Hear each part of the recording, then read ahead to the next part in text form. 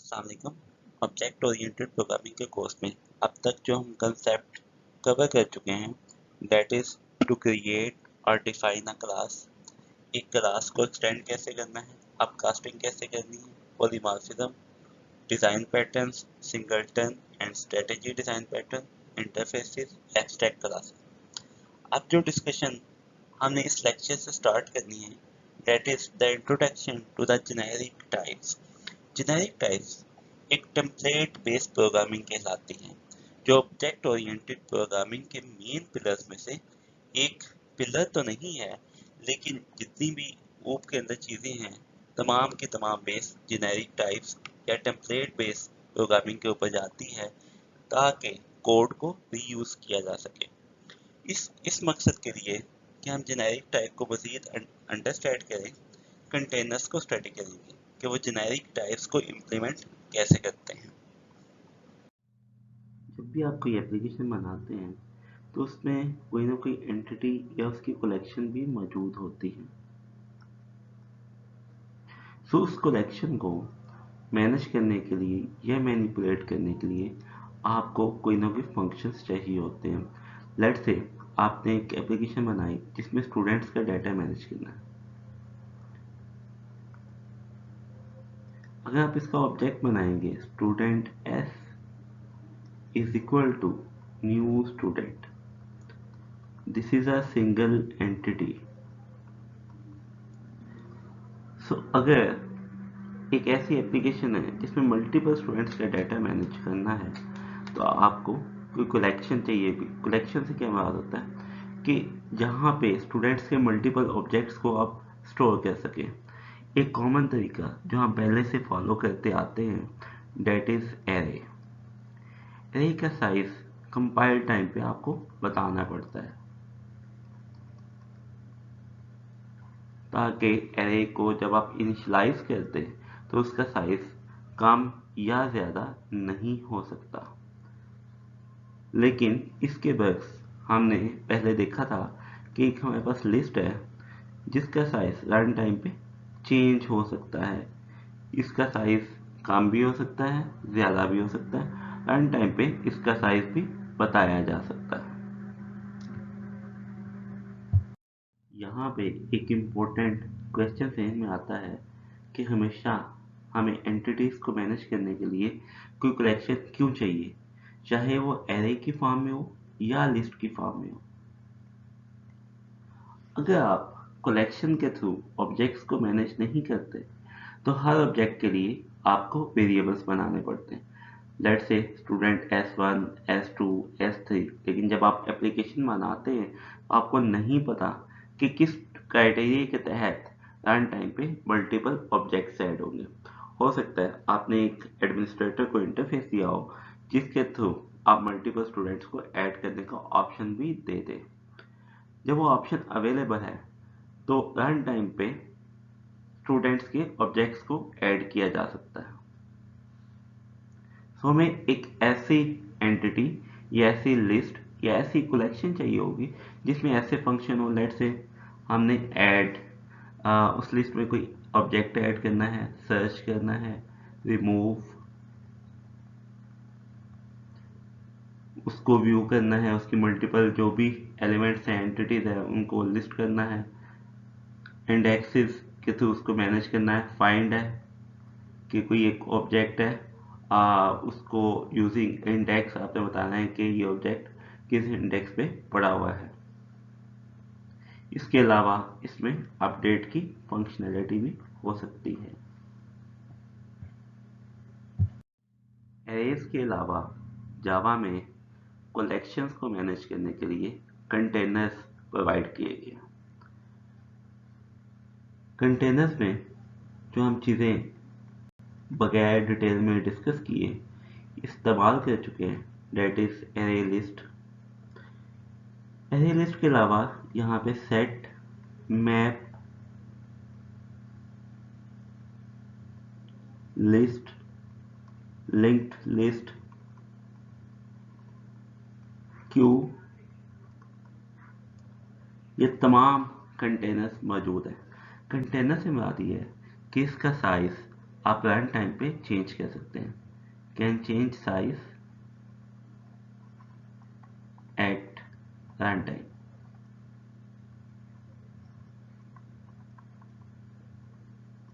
लेकिन ये साइज आप कैसे चेंज कर सकते हैं?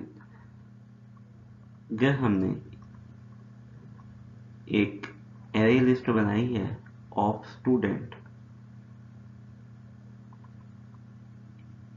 List is equal to new array list of student।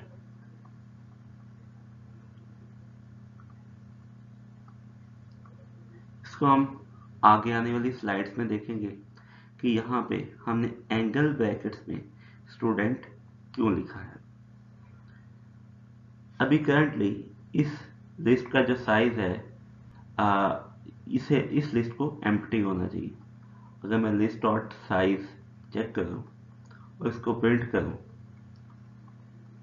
तो साइज हमारे पास क्या आना चाहिए? 0। अगर आप लिस्ट में एक नया एलिमेंट ऐड करते हैं, लिस्ट डॉट ऐड, या तो ऑब्जेक्ट आप अलग से बना लें या डायरेक्ट यहाँ पे कंस्ट्रक्टर कॉल कर लें, ऑब्जेक्ट इसमें ऐड हो जाएगा। इसके बाद अगर आप साइज देखें तो साइज 1 हो जाएगा। ऐसे ही डायनामिकली आप ऑब्जेक्ट्स को ऐड करते जाएंगे, साइज इंक्रीज होता जाएगा।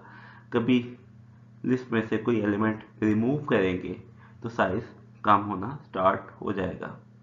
ये जितने भी कंटेनर्स मैंने लेफ्ट साइड पे लिखे हैं, set, map, list, linked list, cube, इसके अलावा और भी कंटेनर हैं, उनको हम मज़ीद डिटेल में आगे आने वाली स्लाइड्स में देखेंगे।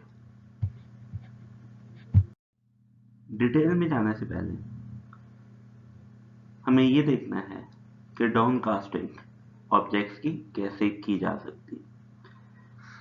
अभी तक जो हमने ऊपर कंसेप्ट को अंडरस्टैंड किया, दैट इज अपकास्टिंग।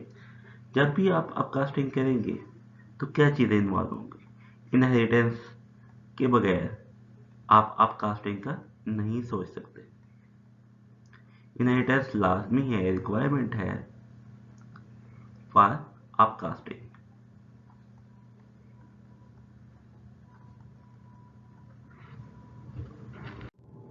डाउन कास्टिंग उसका रिवर्स प्रोसेस है। सो ऑब्वियसली अगर ये रिवर्स प्रोसेस है और अप कास्टिंग में इनहेरिटेंस एक रिक्वायरमेंट है, तो डाउन कास्टिंग में भी इनहेरिटेंस एक रिक्वायरमेंट है।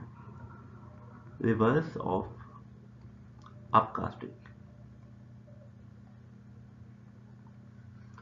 अप कास्टिंग में क्या होता था कि आपके पास एक पेरेंट है विच इज ए, एक क्लास इनहेरिट हुई है, क्लास बी एंड क्लास सी।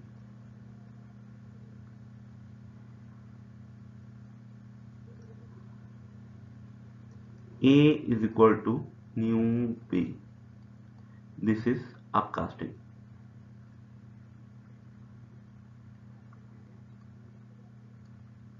क्या आप एक ऑब्जेक्ट बनाएं चाइल्ड क्लास का और उसको पेरेंट के रेफरेंस को असाइन कर दें, लेकिन ए के थ्रू आप सिर्फ वही फंक्शन इस्तेमाल कर सकते हैं जो क्लास ए में मौजूद हैं। हम चाहते हैं कि अगर कहीं पे जाके हमें बी के स्पेसिफिक फंक्शन इस्तेमाल करने हैं तो इस ऑब्जेक्ट को बी में मौजूद होना चाहिए। ये जो ऑब्जेक्ट आपने यहाँ पे बनाया है इसको इस वेरिएबल के थ्रू मैनिपुलेट करना चाहिए। तो इसलिए मैंने कहा कि डाउन कास्टिंग अप कास्टिंग का रिवर्स प्रोसेस है। सो वापस ऑब्जेक्ट बी का लेने के लिए आप क्या करेंगे?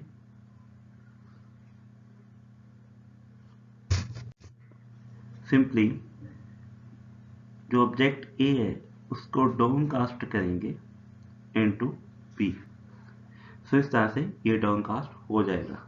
लेकिन क्या ये सी में भी डाउन कास्ट हो सकता है? सो क्या इसको मैं ऐसे भी लिख सकता हूँ कि इसे सी में डाउन कास्ट कर सकूं? नहीं, ऐसा नहीं हो सकता। यहाँ पे एक्सेप्शन आ जाएगी। एक्सेप्शन क्यों आएगी? क्योंकि कंपाइलर कहेगा कि ये जो ऑब्जेक्ट आगे पड़ा है ये टाइप बी का है, इसको आप सी टाइप में डाउनकास्ट नहीं कर सकते। Let us take an example. हमारे पास दो क्लासेस है, एप्पल एंड ऑरेंजेस।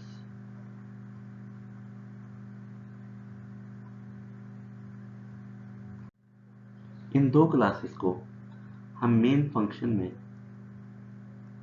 मैनिपुलेट करने की कोशिश करते हैं और इनके ऑब्जेक्ट्स को, मल्टीपल ऑब्जेक्ट्स को सेव करने के लिए एक एरे लिस्ट भी बना लेते हैं।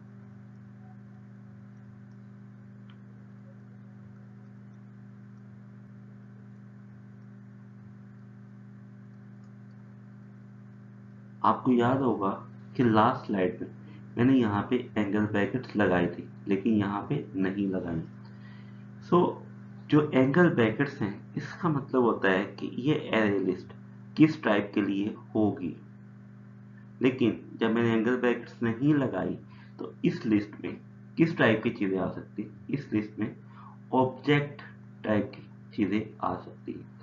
आपको याद होगा कि हमने ये भी पढ़ा था कि जावा के अंदर जितनी भी क्लासेस हैं वो ऑब्जेक्ट क्लास से इनहेरिट करती हैं। सो अगर मैं ये कहूँ कि ऑरेंज इज एन ऑब्जेक्ट, सो ये इनहेरिट होता है ऑब्जेक्ट क्लास से। Apple is also an object, अगर ये दोनों ऑब्जेक्ट्स हैं तो ये भी एरे लिस्ट में आ सकते हैं। Let's add some objects. List dot add new apple, list dot add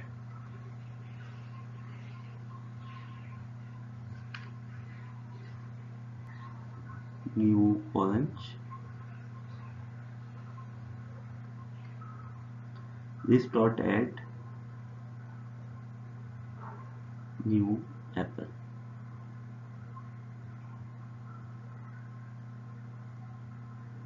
सो अब हम इन तमाम ऑब्जेक्ट्स को प्रिंट करवाना चाहते हैं। सो उसके लिए लूप लगाएंगे i इज इक्वल टू 0। सो हमें ये भी देखना है कि लिस्ट का साइज क्या है। सो लिस्ट हमें ऐसे ऑपरेशन प्रोवाइड करेगी जिसके थ्रू हम लिस्ट को मैनेज कर सकें।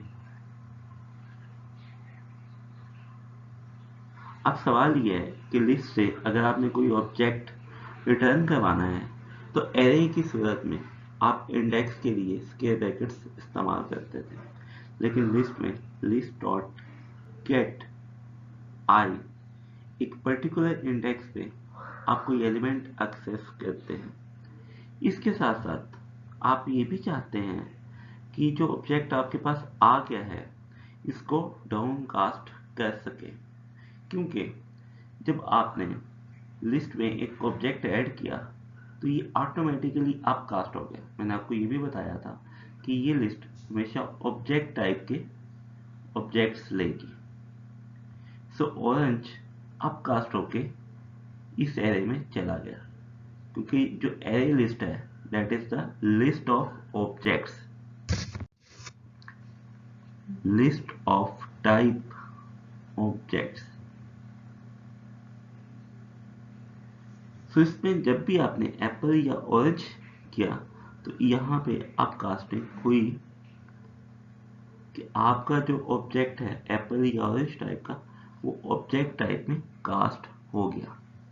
अब वापस डाउन कास्ट करने के लिए आप एलिमेंट को गेट करेंगे और उसे डाउन कास्ट करने की कोशिश करेंगे। लेट्स से आपने एप्पल में डाउन कास्ट किया, उसको एप्पल के वेरिएबल में सेव कर दिया।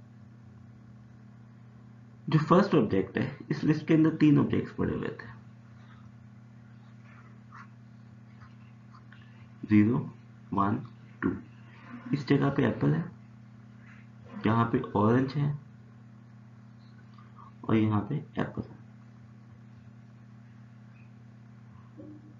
अब आपने 0th इंडेक्स वाला ऑब्जेक्ट जब i की वैल्यू 0 थी, इस ऑब्जेक्ट को आपने डाउनकास्ट किया तो ये सक्सेसफुली एप्पल टाइप का ऑब्जेक्ट एप्पल के रेफरेंस में डाउनकास्ट हो गया। लेकिन जब i की वैल्यू 1 होगी, i इज इक्वल टू 1, और यहाँ पे जो ऑब्जेक्ट एक्सेस होगा that will be of type orange, उसको आप डाउनकास्ट करने की कोशिश करेंगे एप्पल में, तो यहाँ पे एक्सेप्शन आ जाएगी। अब सवाल ये है कि अगर इस तरह से आप डाउनकास्ट नहीं कर सकते और रन टाइम पे आपको नहीं पता कि जो ऑब्जेक्ट आप एक्सेस कर रहे हैं वो एप्पल टाइप है या ऑरेंज टाइप है, ताकि आपको उस हिसाब से डाउनकास्ट करना चाहिए था। तो इनिशियली इस लिस्ट को अलो ही नहीं करना चाहिए था कि ये ऑब्जेक्ट्स एक ही जगह पे ऐड हो जाए। सो आपको टाइप सेफ कंटेनर चाहिए होगा। ये कंटेनर टाइप सेफ नहीं है, आपको ऐसा कंटेनर चाहिए विच इज टाइप सेफ, ताकि जब आप इन ऑब्जेक्ट्स को यहाँ पे ऐड करें तो उस टाइप के हिसाब से वो कहे कि अगर ये एप्पल्स की लिस्ट है तो आपने इसमें सिर्फ एप्पल ही ऐड करने हैं। Let's change the previous example. Main के फंक्शन में हम अगेन एप्पल्स की लिस्ट को मैनेज करने की कोशिश करेंगे। सब हम कहते हैं we have the array list of type apples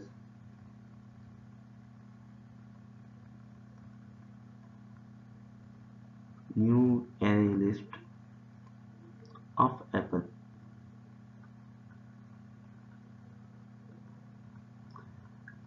अब जो आपने एरे लिस्ट बनाई this is specific to type apple.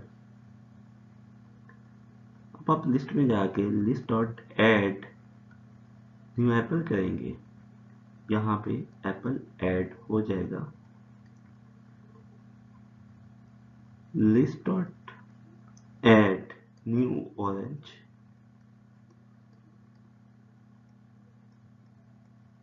अब चूंकि आपने बता दिया था कि ये जो लिस्ट है this is of type apple, अब कंपाइलर आपको यहाँ पे ऑरेंज ऐड भी नहीं करने देगा, तो यहाँ पे एरर आ जाएगा that is of compile time. Compile time पे आपको पता होगा कि यहाँ पे ऑरेंज ऐड नहीं किया जा सकता, सो कंपाइलर आपको अलो ही नहीं करेगा। अब इस केस में अगर आपने मल्टीपल एप्पल इसमें ऐड कर लिए हैं, आप उसे प्रिंट करवाने की कोशिश करते हैं या कोई फंक्शन उसके आप कॉल करना चाहते हैं, i plus plus list dot gate i, क्या अभी भी आपको डाउनकास्टिंग करनी है? कि यहाँ पे हमें दोबारा डाउनकास्टिंग करनी पड़ेगी? नहीं, क्योंकि जब आप यहाँ पे लिस्ट में ऑब्जेक्ट्स ऐड कर रहे थे तो वहाँ पे अपकास्टिंग हुई ही नहीं थी, तो यहाँ पे अपकास्टिंग नहीं हुई। क्यों? क्योंकि आपकी जो लिस्ट है that is of type apple, पहले लिस्ट थी of object type. So object को हमने देखा था कि हर क्लास के लिए this is the parent class, तो यहाँ पे आपके पास एप्पल है और ऑरेंज है। अगर आपकी लिस्ट ऑफ टाइप ऑब्जेक्ट्स है तो यहाँ पे ऐड करते हुए आपको ऑब्जेक्ट टाइप के वेरिएबल देने थे, लेकिन आपने एप्पल टाइप के वेरिएबल्स दिए, उस सूरत में यहाँ पे अपकास्टिंग। लेकिन अब यहाँ पे अपकास्टिंग नहीं हुई। अगर अपकास्टिंग हुई ही नहीं तो उसका रिवर्स प्रोसेस चलाने की हमें क्या ज़रूरत है? सो आपने यहाँ पे डाउनकास्टिंग नहीं करनी अगर आपके पास टाइप स्पेसिफिक लिस्ट मौजूद है। जैसा कि मैंने इस वीडियो के स्टार्ट में बताया कि जेनेरिक टाइप्स ऊप के मेन पिलर्स में नहीं है, लेकिन बहुत सी चीज़ों की बुनियाद ऊप में जेनेरिक टाइप्स के ऊपर है। जेनेरिक टाइप्स को हम टेम्पलेट बेस्ड प्रोग्रामिंग भी कहते हैं। Template based programming.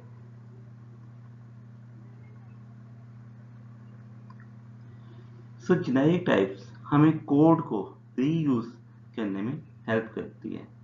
For example, अभी लास्ट स्लाइड्स में आपने एरे लिस्ट को यूज किया और यहाँ पे एंगल ब्रैकेट्स में आपने कोई टाइप बताई।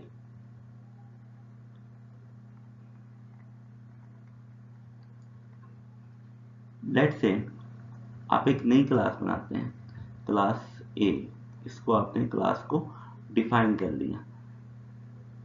अब मैं कलेक्शन या एरे लिस्ट बनाना चाहता हूँ ऑफ टाइप क्लास ए, लेकिन जब जावा के अंदर एरे लिस्ट को डिफाइन किया गया तो वहां पे array list of type A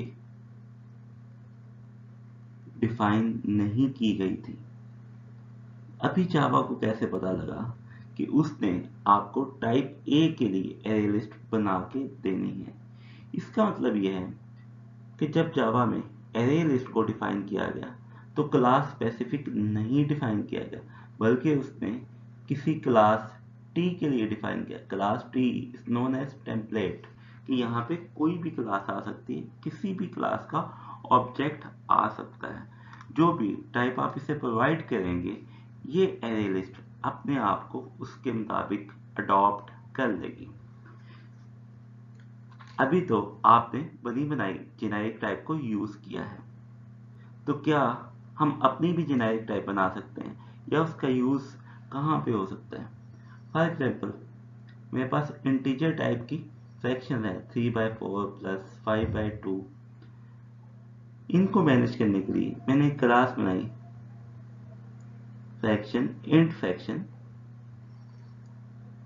f is equal to new int fraction. ये इंटीजर टाइप की फ्रैक्शंस को हैंडल करती है। इसके बाद मुझे जरूरत पड़ी कि मुझे डबल टाइप की फ्रैक्शंस को भी हैंडल करना है। मैं एक नई क्लास बनाऊंगा, डबल फ्रैक्शन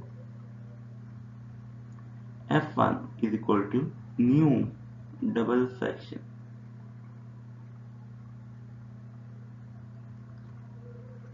इसके यूज के बाद मुझे कॉम्प्लेक्स टाइप की फ्रैक्शंस का यूज भी करना पड़ा, 3 plus 4i 5 plus 2i। Complex fraction f2 is equal to new complex fraction। तो इन तीनों क्लास के केस में मुझे हमेशा नया कोड लिखना पड़ेगा। अगर मैं किसी और टाइप की फ्रैक्शन बनाना चाहता हूँ, किसी और डेटा टाइप की, तो मुझे दोबारा से एक नई क्लास डिफाइन करनी पड़ेगी। तो इस सूरत में अगर मैं एक जेनेरिक टाइप की फ्रैक्शन क्लास बना लेता हूँ जो किसी भी क्लास के लिए, किसी भी डेटा टाइप के लिए अपने आप को एडॉप्ट कर ले, तो ये कोड रीयूज हो सकता है। उस फ्रैक्शन क्लास को कैसे बनाया जाएगा, ये इस क्वेश्चन का आंसर हम कहीं बाद में जाके देंगे। लेकिन अगर वो क्लास हम बनाने में कामयाब हो जाते हैं तो हमारे लिए बहुत आसानी हो जाएगी। तो हम कह सकते हैं फ्रैक्शन ऑफ टाइप इंटीजर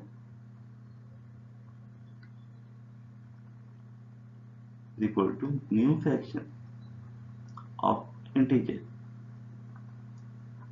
यही फ्रैक्शन क्लास अगर मैं डबल टाइप के लिए यूज करना चाहता हूँ तो मैं वही सेम क्लास यूज करूंगा, जस्ट यहाँ पे टाइप चेंज कर दूंगा। Same logic different data type के लिए भी काम करेगी। New fraction of double.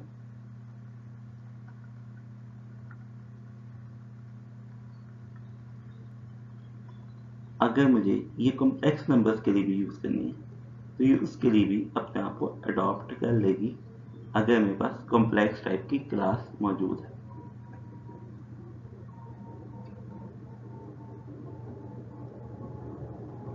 Complex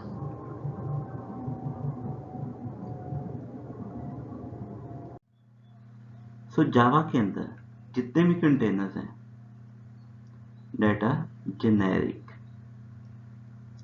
Containers in Java are generic. ये तमाम के तमाम कंटेनर्स किसी भी टाइप के लिए काम कर सकते हैं, जस्ट आपने एंगल ब्रैकेट में वो डाटा टाइप बतानी होगी। कंटेनर्स को यूज करने से पहले हमें उसमें जावा के लिए ये देखना है कि कंटेनर्स कैसे इंप्लीमेंट किए गए हैं, क्या एक चीज दूसरी चीज से एक्सटेंड की गई है या नहीं की गई। तो इसको भी हम देखते हैं। जितने भी कंटेनर्स हैं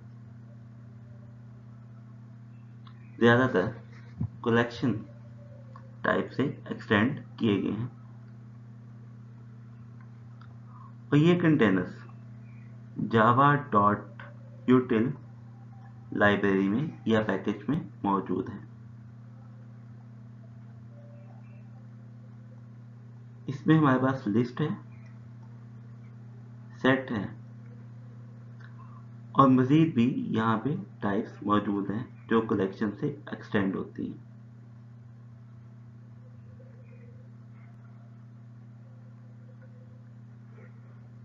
वो कौन कौन सी क्लासेस हैं जो कलेक्शन से एक्सटेंड होती हैं, उसके लिए हम जावा डॉक से ज़्यादा डिटेल देख सकते हैं, लेकिन जस्ट एक आइडिया देने के लिए हमें इस हायरार्की को हल्का सा अंडरस्टैंड करना है।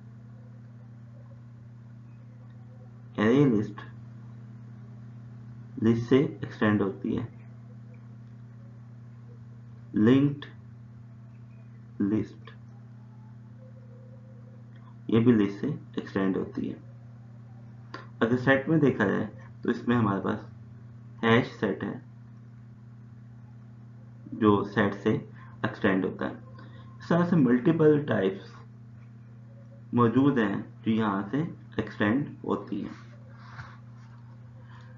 अगर ये इनहेरिटेंस मौजूद है तो इसका मतलब है कि मैं कभी भी ये चीज भी लिख सकता हूँ, list of A list is equal to new array list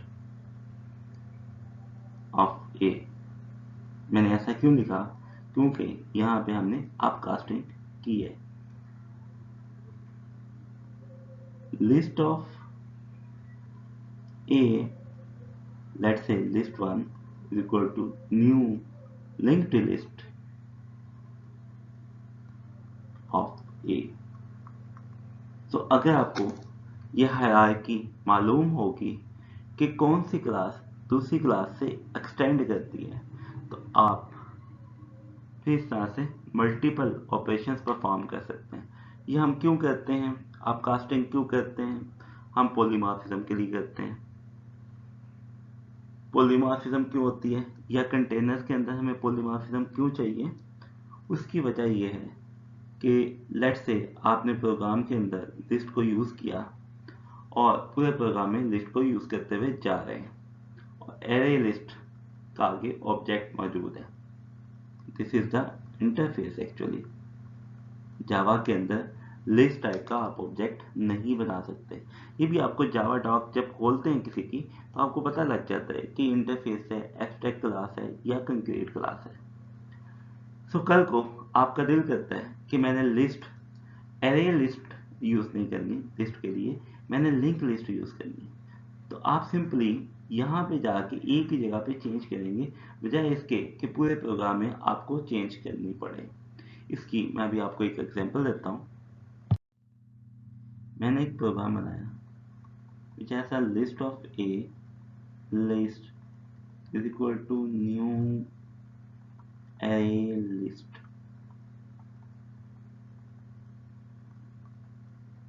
पूरे प्रोग्राम में मैंने एरे लिस्ट को यूज किया।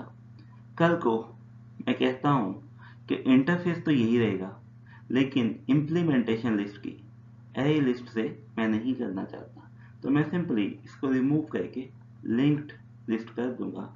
बाकी तमाम का तमाम कोड सेम रहेगा। तो यहाँ पे अपकास्टिंग हमें ये बेनिफिट दे रहा है कि अगर सेम इंटरफेस रखते हुए मैं डिफरेंट इम्प्लीमेंटेशन करना चाहता हूँ एरे लिस्ट और लिंक लिस्ट लिस्ट की डिफरेंट इम्प्लीमेंटेशन है। इनमें डिफरेंस क्या है वो हम आगे जाके मजीद डिटेल में देखेंगे, लेकिन एक हाई लेवल पे हमें डिफरेंस ये पता चलता है कि लिंक लिस्ट के अंदर ज़्यादा फंक्शनैलिटी मौजूद है एरे लिस्ट की से ज़्यादा, लेकिन लिंक लिस्ट ज़्यादा एफिशिएंट है। परफॉर्मेंस वाइज इसमें ज़्यादा एफिशिएंसी मौजूद है। वो एफिशिएंसी क्यों है? वो उसकी इम्प्लीमेंटेशन की वजह से है।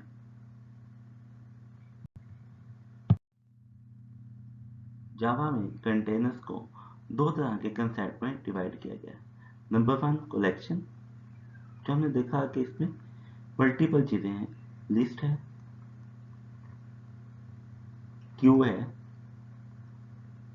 और सेट है। इसके अलावा जावा में एक सेकंड कंसेप्ट कंटेनर्स के लिए मैप है। सो इन सब पे क्या डिफरेंस है? लिस्ट जो है वो कलेक्शन ऑफ ऑब्जेक्ट्स है, कलेक्शन ऑफ ऑब्जेक्ट। आप इसमें किसी भी टाइप का ऑब्जेक्ट ऐड कर सकते हैं। फॉर एग्जाम्पल आपने स्टूडेंट टाइप की लिस्ट बनाई है, उसमें स्टूडेंट टाइप के ऑब्जेक्ट्स ऐड कर लें, उसमें रिमूव कर सकते हैं। सो क्यू में भी कलेक्शन ऑफ ऑब्जेक्ट्स है, लेकिन इसमें इंसर्शन, लिस्ट के अंदर इंसर्शन तो आप कहीं भी कर सकते हैं। ये आपके पास लिस्ट है,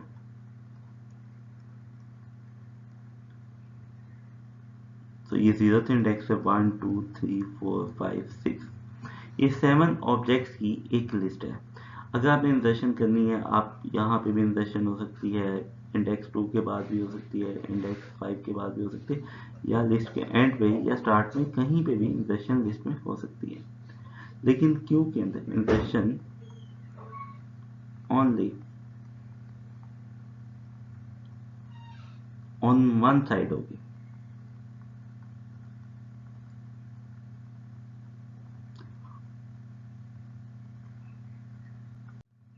जैसा कि रियल वर्ल्ड में ये होता है कि जो क्यू होती है उसमें अगर किसी ने क्यू में ऐड होना है, किसी भी बंदे ने, वो कहीं भी जाकर दरमियान में नहीं ऐड होगा, वो एक साइड से ऐड होगा और सीक्वेंशियली लोग उसके पीछे ऐड होते जाएंगे।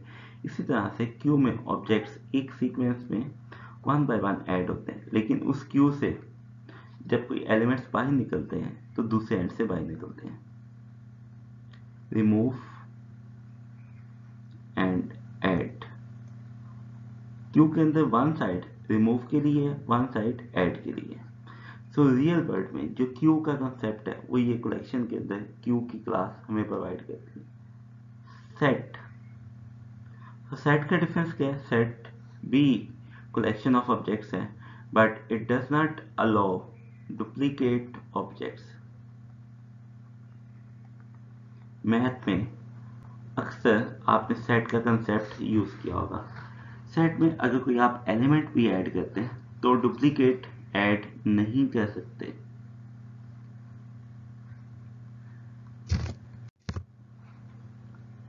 एक सेट है आपके पास 2 4 5, this is the set of integers.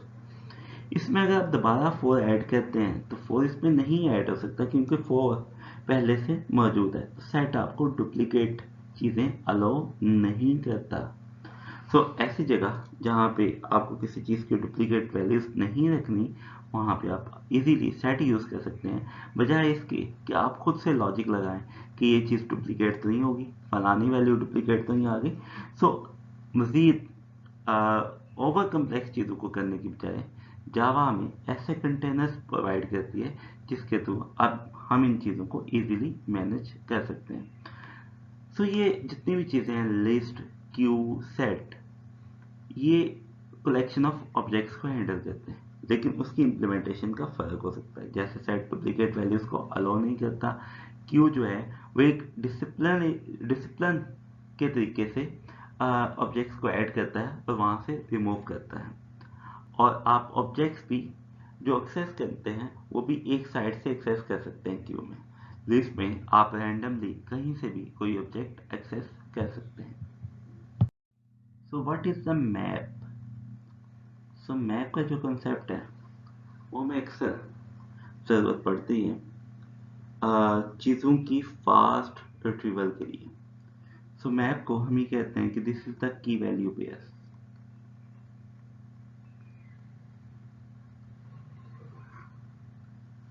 की वैल्यू बेस से क्या मतलब है? जब आप कलेक्शन में से कोई इंडेक्स के साथ कोई चीज लिंक करते हैं तो एक्चुअली इंडेक्स की मैपिंग होती है विद ऑब्जेक्ट। तो आप कहते हैं 0th इंडेक्स पे एक ऑब्जेक्ट है, फर्स्ट इंडेक्स पे सेकंड है, सेकंड ऑब्जेक्ट पे एक और ऑब्जेक्ट है। तो लेकिन अगर आप इस इंडेक्सिंग के बजाय यहाँ पे वैल्यूज अपनी मर्जी से रखना चाहते हैं, दैट्स इट, मैं स्ट्रिंग्स की शक्ल में डाटा मैनेज करना चाहता हूँ और मैं कहता हूँ कि रजिस्ट्रेशन नंबर और नेम, ये डाटा मैंने मैनेज करना है। रजिस्ट्रेशन नंबर है मेरे पास 2020 CS 1000, सेकंड है CS 1010, एक का नाम है अली, सेकंड का नाम है अहमद। मैं रजिस्ट्रेशन नंबर की बेस पे यहाँ से ऑब्जेक्ट एक्सेस करना चाहता हूँ। ये ऑब्जेक्ट अगर नेम है तो ये स्ट्रिंग टाइप की लिस्ट हो सकती है, अगर ये स्टूडेंट टाइप का डाटा है तो इस तरह से भी हो सकता है। तो आप किसी भी ऑब्जेक्ट को रजिस्ट्रेशन नंबर के साथ, स्टूडेंट के ऑब्जेक्ट को रजिस्ट्रेशन नंबर के साथ मैप कर रहे हैं।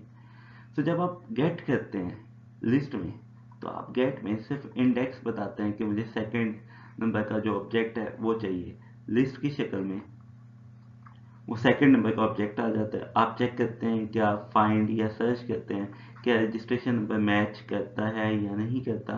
तो आप उस हिसाब से पूरी लिस्ट को एक्सप्लोर करते हैं कि अगर रजिस्ट्रेशन नंबर मैच किया तो उस सब्जेक्ट को आप मैनिपुलेट करना चाहते हैं।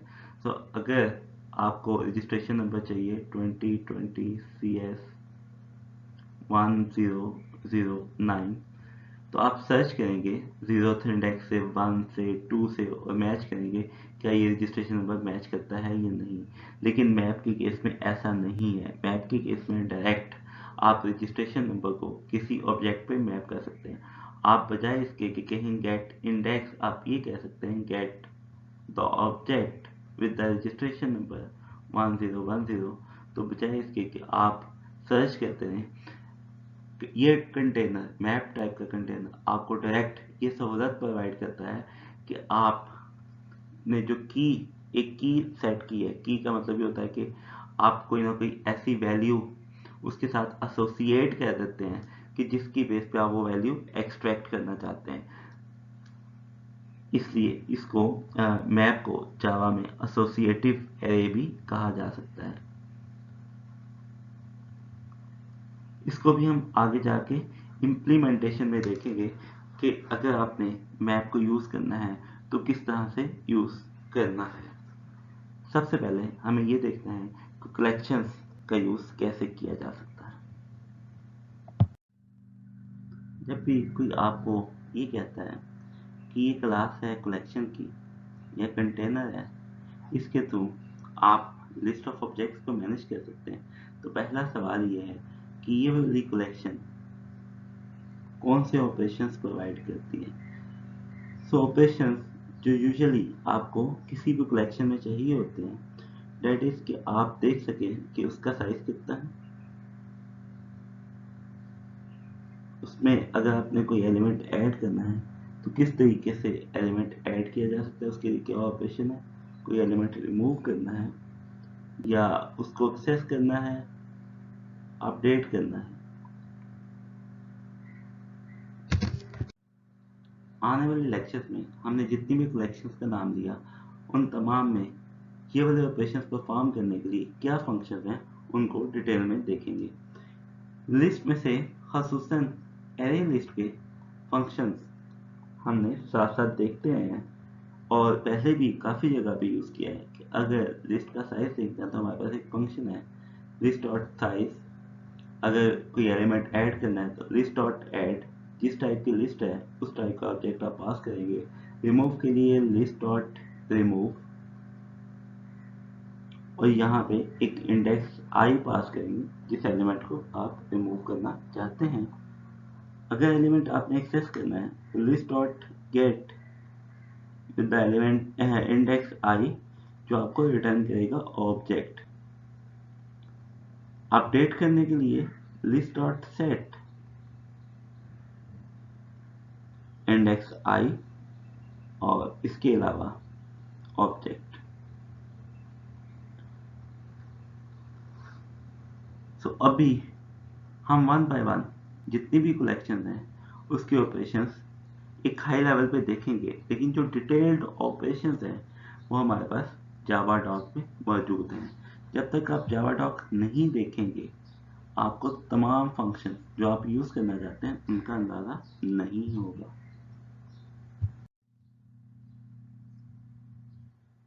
हम स्टार्ट करेंगे एरे लिस्ट से, उसका यूज़ देखेंगे, फिर link list. One by one हम तमाम का यूज़ देखेंगे आने वाले लेक्चर्स में, लेकिन इससे पहले एक छोटा सा कंसेप्ट है which is auto boxing.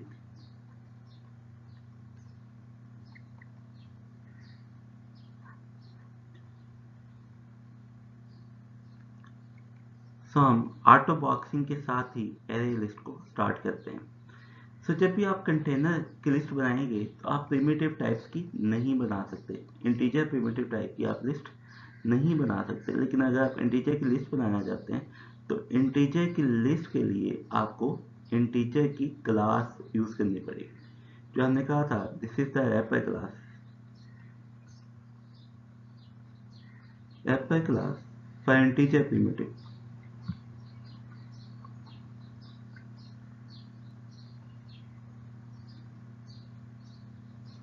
list is equal to new list, new array list of integer।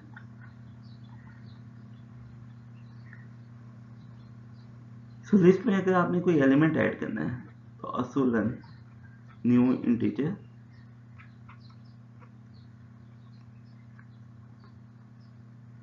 और इसको कंस्ट्रक्टर को कोई इंटीजर पास करेंगे तो ये पूरा ऑब्जेक्ट यहाँ पे पास होगा, क्योंकि ऐड के अंदर आपने उस टाइप का ऑब्जेक्ट पास करना होता है जो क्लास होती है। तो इस तरह से आप मल्टीपल एलिमेंट्स एरे लिस्ट में ऐड कर सकते हैं।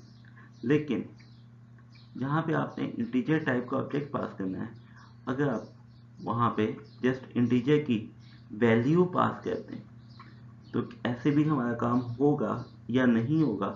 तो जावा ऑटोमेटिकली इस प्रिमिटिव टाइप को या प्रिमिटिव वैल्यू को इंटीजर ऑब्जेक्ट में कन्वर्ट कर देती है। तो इससे ज़्यादा इसको बेहतर समझने के लिए हम ये कह सकते हैं कि int a is equal to 9 and list dot add a। This is known as auto boxing. So what is auto boxing? Conversion of primitive value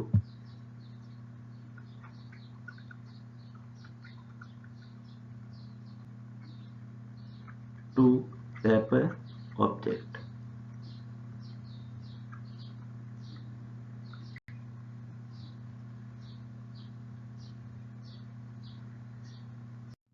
किसी भी टाइप के कंटेनर को अभी हमने जैसे एरे लिस्ट स्टार्ट की, इसको प्रिंट करने के लिए वैसे तो हमारे पास फॉर लूप मौजूद है, लेकिन किसी भी टाइप का कंटेनर है वो ज़्यादातर फॉर ईच लूप से प्रिंट कर सकते हैं।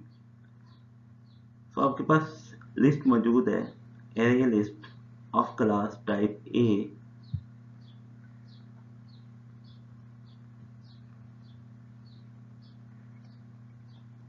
Of type A. सो इसको प्रिंट करने के लिए फॉर ईच लूप का जो सिंटैक्स है वो ये कहता है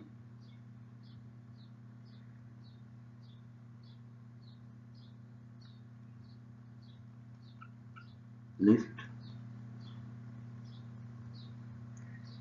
एंड प्रिंट टी। अगर आपने चाहे प्रिंट करना है या कोई मैनिपुलेशन करनी है, कोई ऑपरेशन परफॉर्म करना है तो ये आपके लिए हेल्पफुल है। अब ये सिंटैक्स इसको कैसे अंडरस्टैंड करेंगे?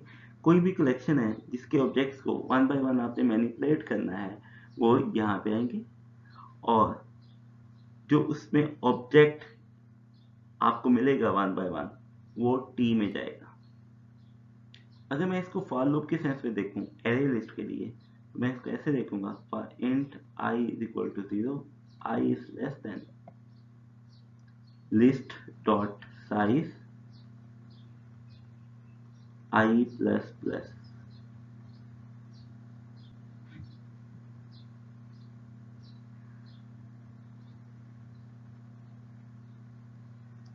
list dot get ith on ith index and print t। सो आपने इंडेक्स के थ्रू एक्सेस करने के बाद जो टी को वैल्यू असाइन की, वो ये शॉर्टकट तरीके से यहीं पे असाइन कर देगा। सो कोई भी कंटेनर होगा, चाहे वो लिंक लिस्ट आ जाए, एरे लिस्ट आ जाए, या क्यू आ जाए, स्टैक आ जाए, मैप आ जाए, कोई भी कलेक्शन आ जाए, उसको आप फॉर ईच लूप से इजीली मैनेज कर सकते हैं। उसमें आपको ये भी नहीं देखना कि किसी भी कंटेनर के लिए साइज एक्सेस करने के लिए कौन सा फंक्शन या कौन सा ऑपरेशन मौजूद है, या उसमें से एलिमेंट एक्सेस करने के लिए गेट यूज होगा या कोई और फंक्शन यूज होगा। सो फॉर ईच लूप आपके लिए ये इजीली हैंडल कर लेता है।